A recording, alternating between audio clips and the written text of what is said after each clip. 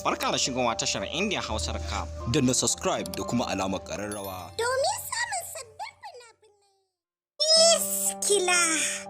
Miskila kayataccen kafce ne da kamfanin Al-Hussein Record masu burbuɗin fassara suka fassara muku shi.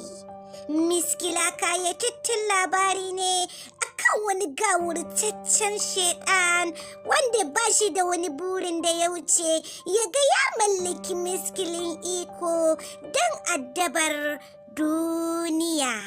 Bayan shakin mahaifin nata da ta yi, Gori ce kaɗai ta gano cewa wannan kisan shiryayyen kisa ne, kuma wanda yake kusa da su shine wannan kwamishan da kuma shika na mahaifinta.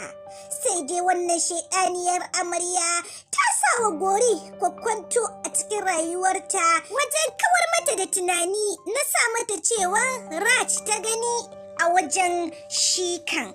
Hakan ne sa Gori bata yi tantama ba, bata yi kuma kasa a gwiwa ba, ta ɗauki mataki wajen kiran hukuma don su kwamishe mata Raj ya kashe mata mahaifi. Sai dai ita shedaniyar tana jin daɗi, ita ma'aikaciya ce ga babban gawurtaccen shedan Kalasur.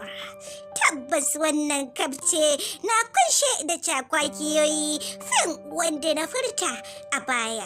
Rikab kaɗai ba zai wadatar maka ba, kai dai nemi naka kayataccen kabce na fim ɗin Miskila na kamfanin Al-Hussein da more cakwakiyar da ke cikinsa.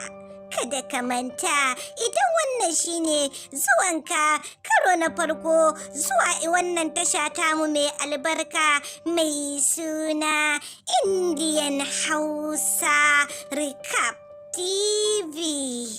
Masoya, don Allah ku danna mana subscribe da kuma alaman kararrawa don more fashin baki da ke cikinsa, ko kuma in ce recap na fina-finan Indian fassarar Hausa. Kai dai kulla halaka da wannan canar tamu mai albarka don sanar da ku masoya da zarar mun